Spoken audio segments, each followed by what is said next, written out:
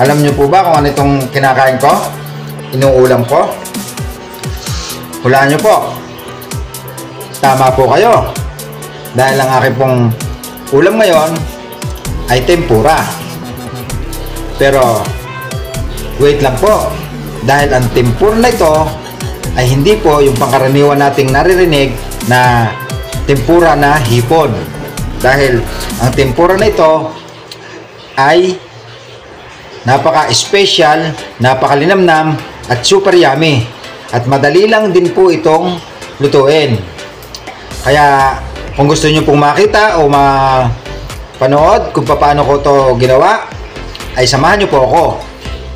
Dahil our video tutorial for today is how to make special salmon tempura.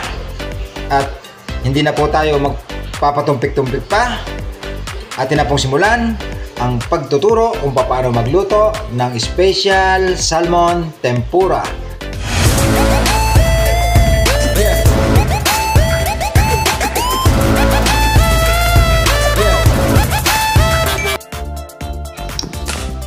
Hello po mga idol, kumusta po kayo dyan? Sana po ay nasa mabuti kayong kalagayan. So umpisa na po natin ang ating pagtuturo sa araw na ito.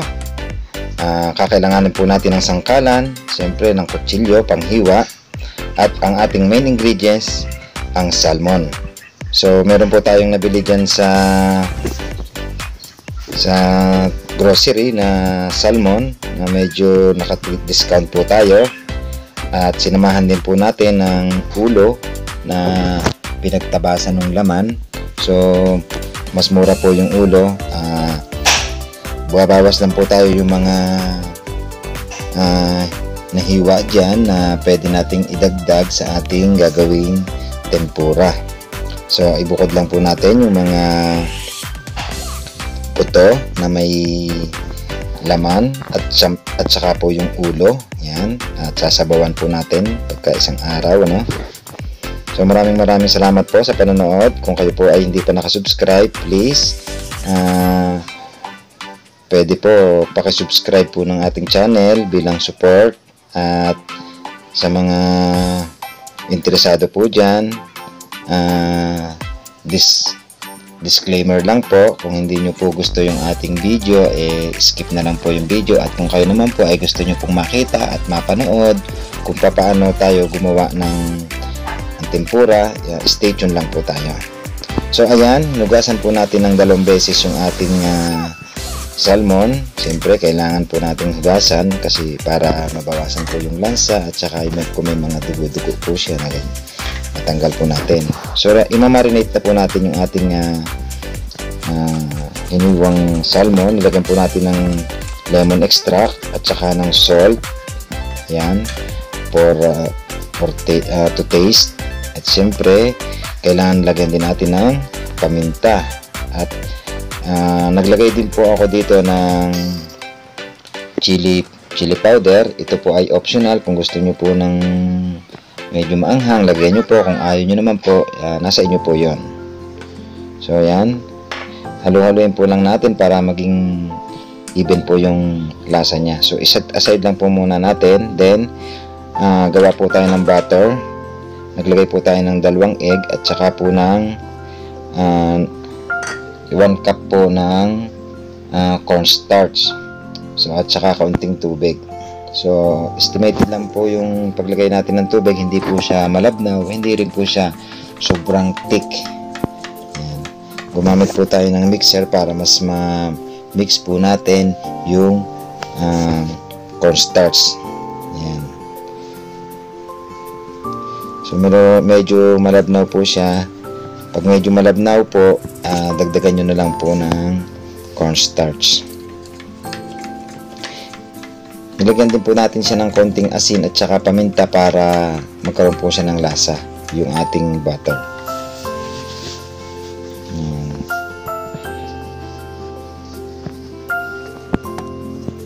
Ganyan lang po kasimple yung ating recipe. Ngayon po ay magpapainit na po tayo ng kawali para masimulan na po natin ang pagpiprito. Ano po? Yan. Pag mainit na po yung kawali or yung ating kasirola na gagamitin, lagyan lang po natin ng mantika. Sakto lang po yung mantika na ilalagay natin, yung medyo naka-dip po siya. So ayan, try po natin mga idol. At meron po itong technique. Kailangan daw po wini-wiggle siya para para hindi siya maging smooth, parang maging yung pagka-spread ng batter. So kung mapapansin nyo po, ang ganda po ng magiging texture niya. Yan, para na po talaga siyang tempura, pero hindi lang po siya sa itsura, pati po yung lasa. Kaya pag na-try nyo po ito, sigurado pong mapapadami ang inyong kain. Napakasarap po nito. Ganyan lang po kasimple ang ating recipe at ganyan din po siya kadaling lutuin.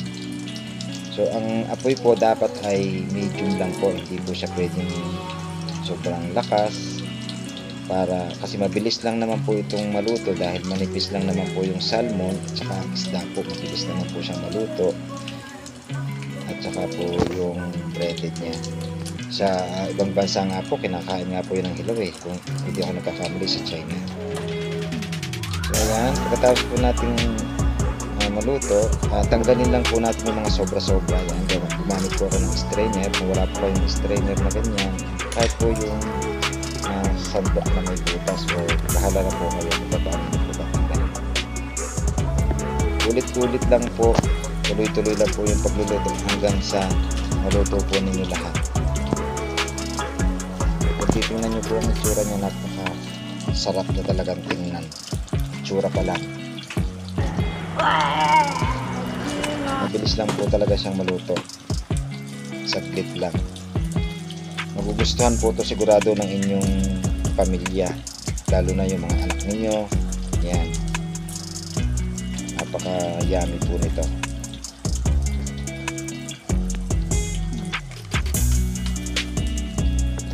At kung ikaw po ay nanonood ngayon, paki-comment din po kung saan po nakarating yung video na ito, at kung kayo po ay merong any suggestion or tips, please feel free to comment down below lamang po mga idol.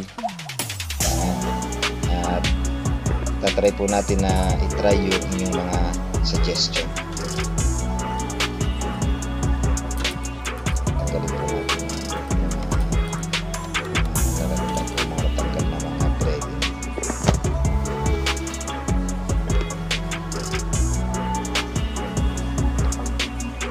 Ulit-ulit lang po ang ating pagpiprito, ganyan lang po. Kita nyo po, wiggle nyo po siya, pero siyempre mag-ingat po kayo kasi mainit po yung mantika. So kailangan control nyo po, i-wiggle nyo lang po ng ganun, 1, 2, 3, tapos bitawan nyo na po, ganun lang po. Yan po yung isang tip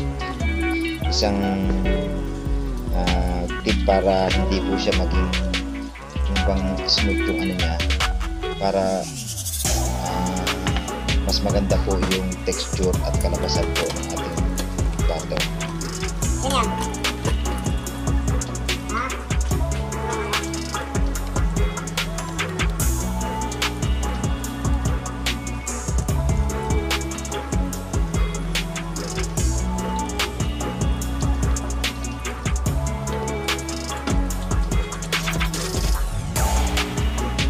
Malapit na pong matapos ang ating niluluto.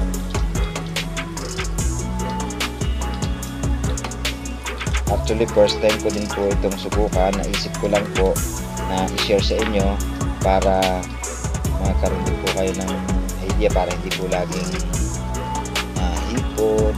O kaya sa isda naman, pwede nyo po itong i-try sa ibang isda na gusto nyo, gawin nyo po ito, at para maiba naman po yung ating lasa. So malimit po kasi pag nagluluto kami ng salmon or ng isda, sinasabawan po namin, which is maganda naman po talaga kasi may sabaw, tapos mas healthy. Ito naman po paminsan-minsan lang po para ma-appetite din po, diba? minsan makatry naman natin yung ibang lasa. So yan, tapos na po yung ating tempura, fish tempura. Gagawa naman po tayo ng sausawan. So naglagay po ako ng mayonnaise, tapos naglagay din po ako ng mustard. Ayan. Lagi po ako mayroong mustard dyan. So kung ayaw nyo po ng mustard, pwede pong nasa inyo po, ketchup or sweet chili, bahala na po kayo. So ito po, ang ginamit ko po ay mayonnaise, mustard, at saka po hot sauce. Yan. Yung kasama ko po kasi hindi siya kumakain ng ketchup, kaya hindi na po ako naglagay ng ketchup, pero pwede nyo rin pong lagyan ng ketchup. So yan na po ang nilagay ko, mayonnaise, mustard, at saka po hot sauce. Yan.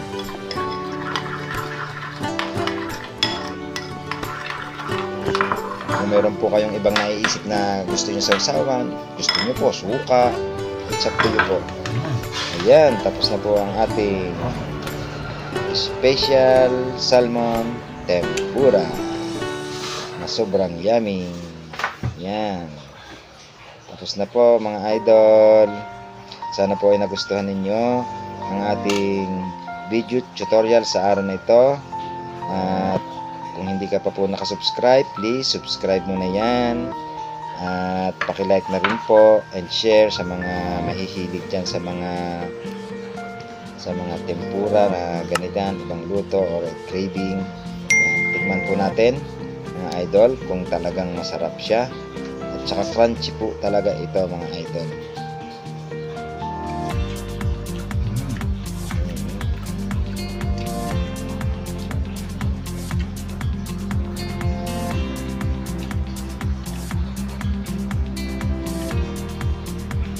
Sarap niya sa kanin. Lutong. Ayos. Try nyo na rin yan mga idol.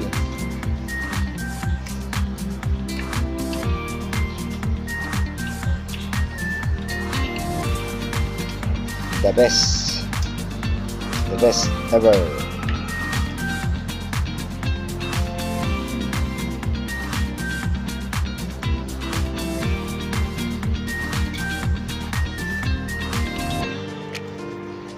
Malutong siya. Tsaka yummy, smooth yung ano niya. Iba yung lasa niya, hindi siya hipon pero salmon. Masarap siya, malinamnam. Sarap. Ayos. So hanggang dito na lamang po mga idol. Sana po ay meron kayong natutunan sa ating video tutorial sa araw na ito. At paki-like and share lang po mga idol. Sa mga hindi pa po nakasubscribe, maraming salamat po. Hanggang sa susunod po, ingat po kayo. Bye bye. Thank you very much.